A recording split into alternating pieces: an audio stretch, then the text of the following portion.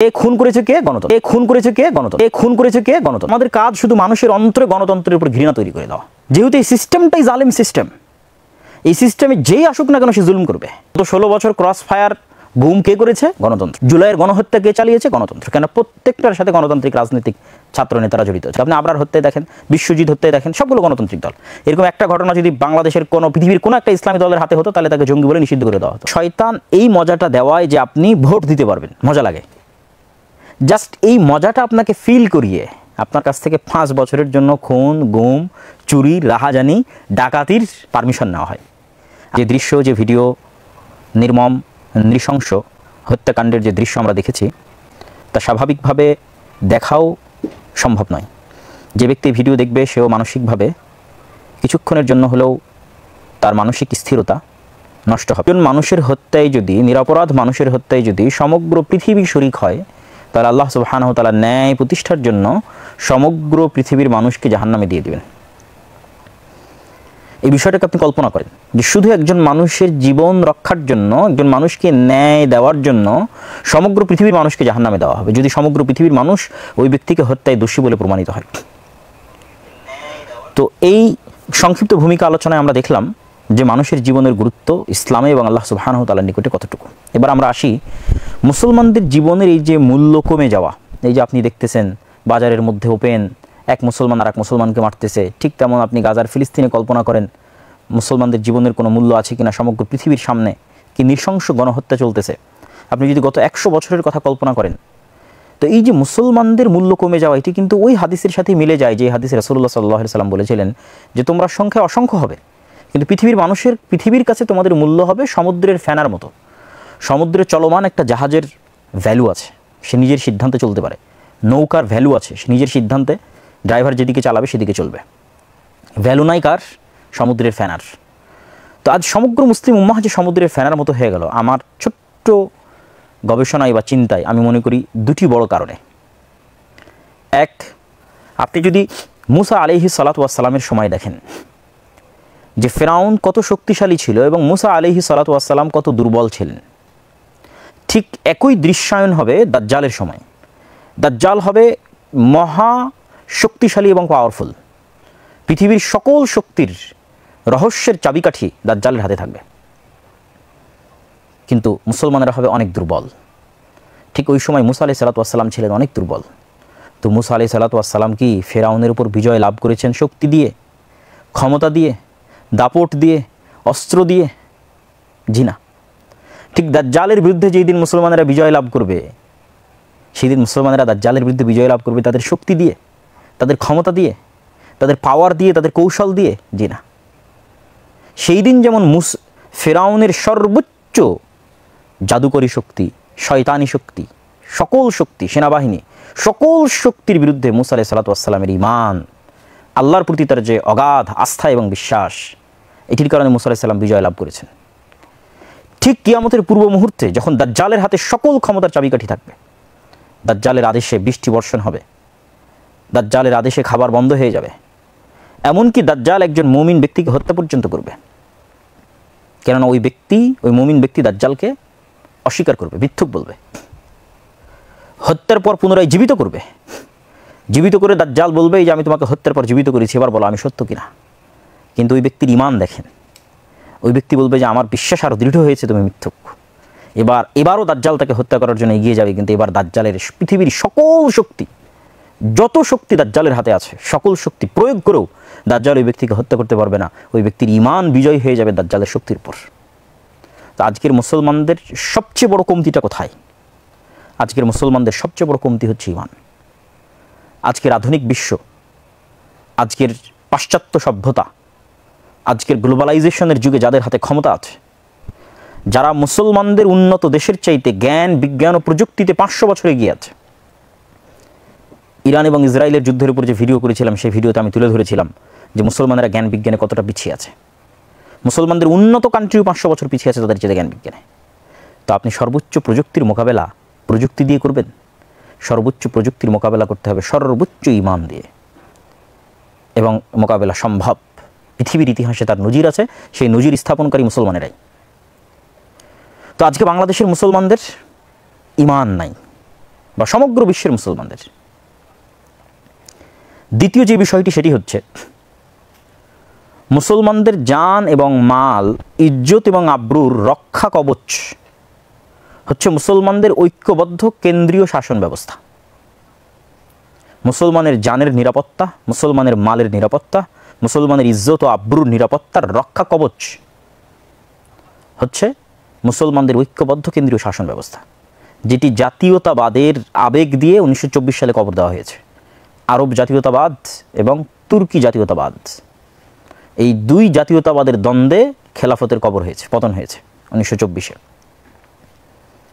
তো আজকে আধুনিক বিশ্বে যত তন্ত্রমন্ত্র আছে, প্রত্যেকটা তন্ত্রমন্ত্র তৈরি করা হয়েছে যেন মুসলমানদের ঐক্যবদ্ধ কেন্দ্রীয় শাসন ব্যবস্থা প্রতিষ্ঠিত না হয়, এই উদ্দেশ্যে। এই জন্য আল্লামা ইকবাল তার কবিতার মধ্যে বলেছেন যে আজকের আধুনিক যুগের আজরেরা তারা শোয়ায়ে হ্যাঁ সানা মাওর। আজকের আধুনিক যুগের আজর, যেমন ইব্রাহিম আলাইহিস সালামের পিতা আজর মূর্তি তৈরি করতেন, আধুনিক যুগের আজরেরা তৈরি করেছে নতুন নতুন মূর্তি। ইনসার এ খোদাও মে বড়া সবসে ওয়াতান হ্যাঁ। আধুনিক যুগের যতগুলো মূর্তি আছে, এই মূর্তির মধ্যে সবচেয়ে বড় মূর্তি হচ্ছে জাতীয়তাবাদ। তারপরে ধীরে ধীরে সমাজতন্ত্র, গণতন্ত্র যা আছে, ধর্মনিরপেক্ষ মতবাদ, সেকুলারিজম, এগুলো প্রত্যেকটা এক একটা মূর্তি। কিন্তু এই মূর্তির বুকে কুঠারাঘাত করার জন্য ইব্রাহিমের মতো ঈমান লাগবে। সেই ইব্রাহিমের মতো ঈমান মুসলমানদের নাই। এই জন্য আল্লামা ইকবাল আরেকটা কবিতায় বলেছেন কি ইয়ে দৌর আপনি ইব্রাহিম কি তালাশ মে, যে আজকের যুগের মুসলমানদের সকল সমস্যার সমাধান হচ্ছে ইব্রাহিম আলাইহিস সালাতু ওয়াস সালামের মতো কট্টর তাওহীদবাদী ঈমানদার, যার সর্বোচ্চ ঈমান থাকবে, এরকম একজন ইব্রাহিম লাগবে, যে এই নতুন যুগের যে মূর্তি আছে, মূর্তিগুলোর বুকে কুঠারাঘাত করতে পারবে। আধুনিক যুগের যে মূর্তি আছে, এই মূর্তিগুলোর বুকে।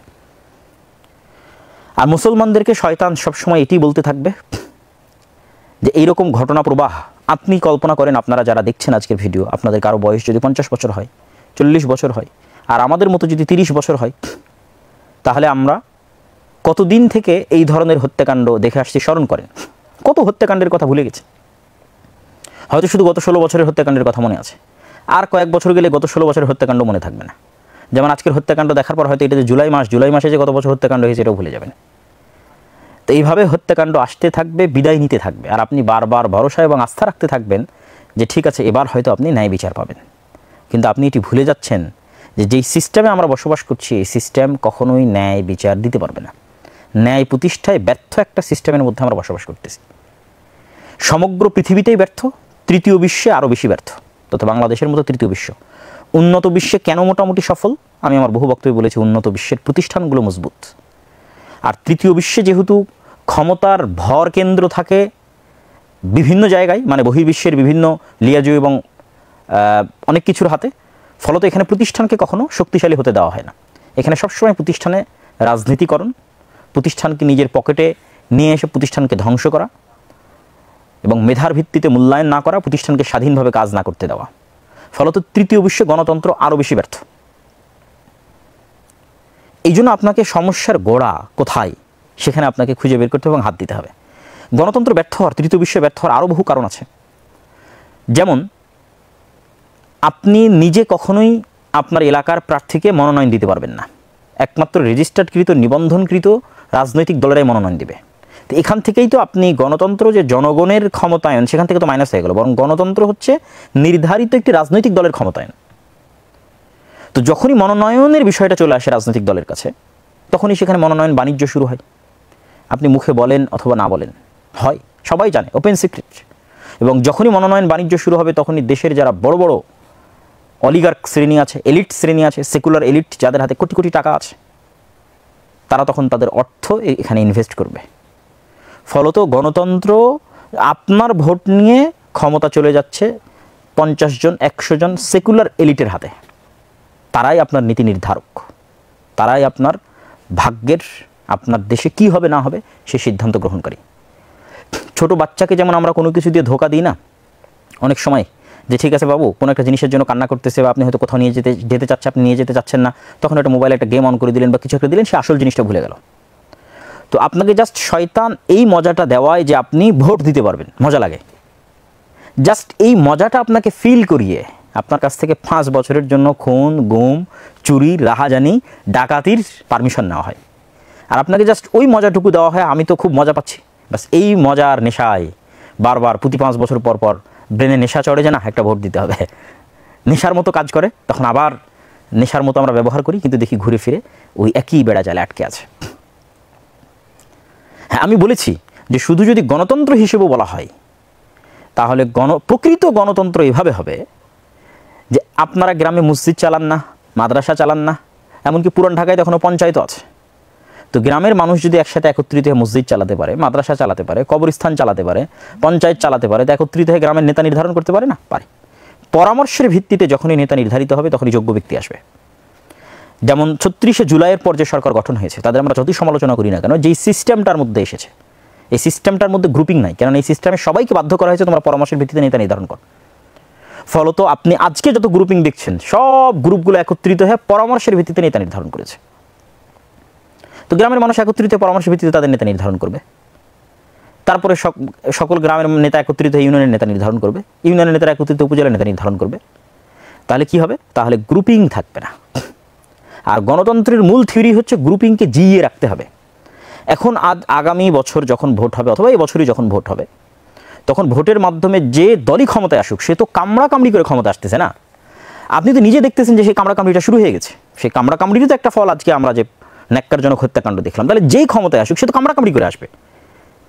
সে বাংলাদেশের বৃহত্তম রাজনৈতিক দল হোক, অথবা ছাত্রদের রাজনৈতিক দল হোক, অথবা যেই হোক, তো এই কামড়াকামড়ির মাধ্যমে যখন আসবে, হিংসা বিদ্বেষের মাধ্যমে যখন আসবে, তখন সে ক্ষমতায় এসে সে কি ন্যায় প্রতিষ্ঠা করতে পারবে? সে ক্ষমতায় এসে যার সাথে কামড়াকামড়ি করেছিল তাকে দমন করার চেষ্টা করবে, ফলত সে আবার জুলুম করবে। তাহলে আপনি যখনই পরামর্শের ভিত্তিতে নেতা নির্ধারণ করবেন তখন আপনি ন্যায় এবং ইনসাফের বেশি কাছে চলে যাবেন, জাস্টিসের বেশি নিকটে চলে যাবেন। আর যখনই আপনি কামড়াকামড়ি, মারামারি, গন্ডগোল, গ্রুপিং করে যখন আপনি নেতা তৈরি করবেন, তখন এই সিস্টেমটাই জিইয়ে রাখবে এই কামড়াকামড়ি, এই মারামারি, এই গ্রুপিং, এই হত্যা, এই খুন, এই রাহাজানি, এবং যেখানে প্রতিষ্ঠানগুলো দুর্বল। তাহলে কি হবে? গণতন্ত্র কখনোই আমাকে এবং আপনাকে জাস্টিস, ন্যায় বিচার দিতে পারবে না। গণতন্ত্র খুনি তৈরির কারখানা, গণতন্ত্র জালেম তৈরির কারখানা, গণতন্ত্র স্বৈরাচার তৈরির কারখানা। তো আপনি বলবেন যে তাহলে আমরা এখন কি করব? এই ধরনের প্রশ্ন অনেক আছে। তা আমি আবারও আগের বিষয়ে ফিরে যাই। আমি বক্তব্য শুরু করেছিলাম কি দিয়ে? মুসলমানদের সবচেয়ে বড় শক্তি হচ্ছে তাদের ঈমান। ইব্রাহিম আলাইহিস সালাতু ওয়াস সালামের ঈমান দরকার, মূসা আলাইহিস সালাতু ওয়াস সালামের ঈমান দরকার, যে আমাকে ইসলাম প্রতিষ্ঠার জন্য মানুষের কাছে ভিক্ষা চাইতে হবে না, যে আমি রাষ্ট্রে ইসলাম প্রতিষ্ঠা করবো, এই জন্য মানুষের দুয়ারে দুয়ারে ভিক্ষা চাইব, অসম্ভব। ইসলাম তার নিজ শান এবং শওকত অনুযায়ী প্রতিষ্ঠা হবে, এবং হবেই হবে ইনশাল্লাহ। কেন হবে? জোর করে করতে হবে? জি না, জোর করে করতে হবে না। কেননা গণতন্ত্র নিজেই তো ন্যায় প্রতিষ্ঠা করতে পারবে না, সে তো সিস্টেমটা একটা জালেম সিস্টেম, সুতরাং সে ব্যর্থ হবে। আজ অথবা কাল পরিপূর্ণরূপে গণতন্ত্রকে ব্যর্থ হতে হবে। আপনি লিখে রাখেন, টুডে অর টুমরো গণতন্ত্র কলাপস করবে। এবং 36শে জুলাই গণতন্ত্র আইসিইউতে ছিল, গণতান্ত্রিক সিস্টেম আইসিইউতে ছিল। এই জন্য ডেলিভারি ডেটের আগে বাচ্চা সিজার হয়ে গেছে। মানে যেই ডেটে বাংলাদেশের বাংলাদেশের ডেলিভারি হওয়ার কথা ছিল, অন্তত আরও 5 বছর 10 বছর, তো সেই ডেলিভারি ডেট আসার আগেই বাচ্চা কী হয়েছে? সময় আসার আগেই সিজার হয়ে গেছে। কেন? আইসিইউতে যে সিস্টেম আছে ওই সিস্টেম যদি আর 1-2 দিন কন্টিনিউ করে তাহলে তো সিস্টেমটা মারা যাবে, আইসিইউতে মারা যাবে। মানে গণতান্ত্রিক সিস্টেমের মৃত্যু হবে। 36শে জুলাই যদি হাসিনা না পালিয়ে যায় আরও 5 দিন 10 দিন, এবং সেনাবাহিনী যদি জনগণের বিরুদ্ধে অস্ত্র উঠাতো, তাহলে কিসের মৃত্যু হতো? গণতন্ত্রের মৃত্যু হতো। সুতরাং গণতন্ত্রের মৃত্যু এখানে হতে দেওয়া যাবে না। এটা পাশ্চাত্য বিশ্ব চায় না যে গণতন্ত্রের মৃত্যুবরণ করুক, সিস্টেমটা মৃত্যুবরণ করুক। কিন্তু যখনই আর্মি জনগণের বুকে গুলি চালাতো তখন কি হতো? তখন গৃহযুদ্ধ শুরু হতো, এবং গৃহযুদ্ধ শুরুর মাধ্যমে এখানে গণতন্ত্রের মৃত্যু হতো।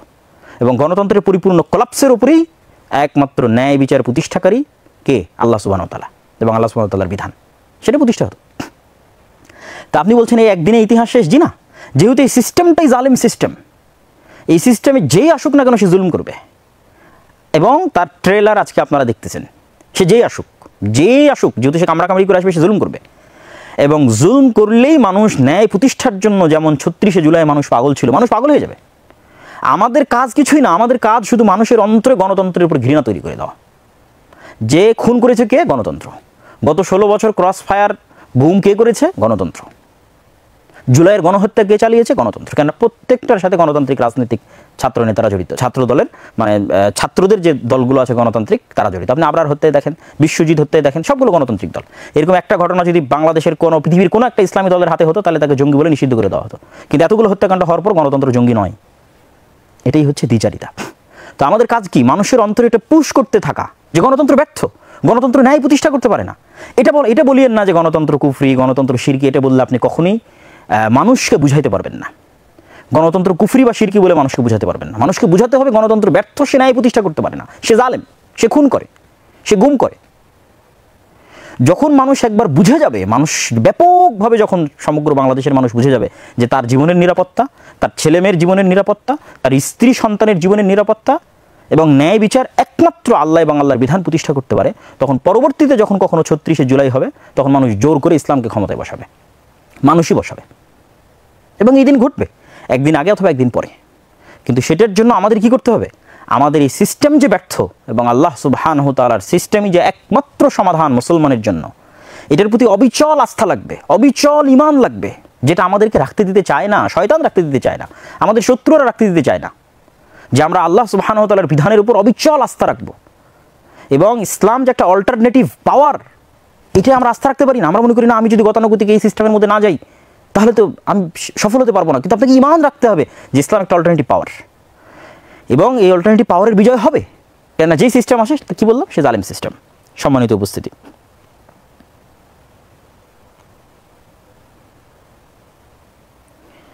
আমি আমার বক্তব্যের শেষের দিকে চলে আসতেছি।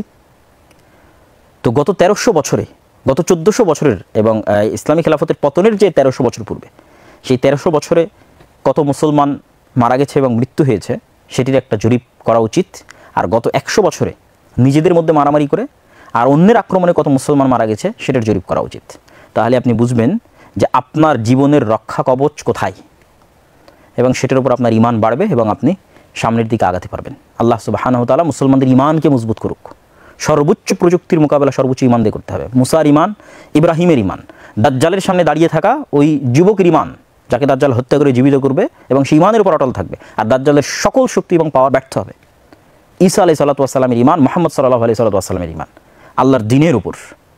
এবং মানুষকে এটা বলতে থাকা যে তোমরা তোমাদের ঈমানকে মজবুত করো এবং আল্লাহ সুবহানাহু ওয়া তাআলার দ্বীনের মধ্যে, আল্লাহ সুবহানাহু ওয়া তাআলার বিধানের মধ্যেই তোমাদের জীবন আছে। আপনি আশ্চর্য হবেন, আল্লাহ কিসাসকে বলেছে যে জীবন, মানে আমরা যদি বাঁচতে চাই তাহলে আল্লাহর বিধান লাগবে। আল্লাহ বলছেন যে আল্লাহর বিধানে তোমাদের জীবন আছে, ওয়ালাকুম ফিল কিসাসি হায়া। আমরা যদি বাঁচতে চাই, আমাদের সমাজকে যদি বাঁচাতে চাই, তাহলে আল্লাহ সুবহানাহু ওয়া তাআলা এবং আল্লাহ সুবহানাহু ওয়া তাআলার বিধান ছাড়া দ্বিতীয় কোনো রাস্তা নেই। আল্লাহ সুবহানাহু ওয়া তাআলা আমাদের দেশের জনগণকে যত দ্রুত এটা বুঝার তৌফিক দিবে, আমরা দাঈ ইলাল্লাহ যত দ্রুত মানুষকে এটার দিকে আহ্বান করতে পারবো এবং বুঝাতে পারবো, ততই এই জাতির কল্যাণ আছে এবং মুক্তি আছে। আল্লাহ আমাদের তৌফিক দান করুক। আল্লাহুম্মা আমিন। ওয়া আখিরু দাওয়ানা আনিল হামদুলিল্লাহি রাব্বিল আলামিন। আসসালামু আলাইকুম ওয়া রাহমাতুল্লাহি ওয়া বারাকাতুহু।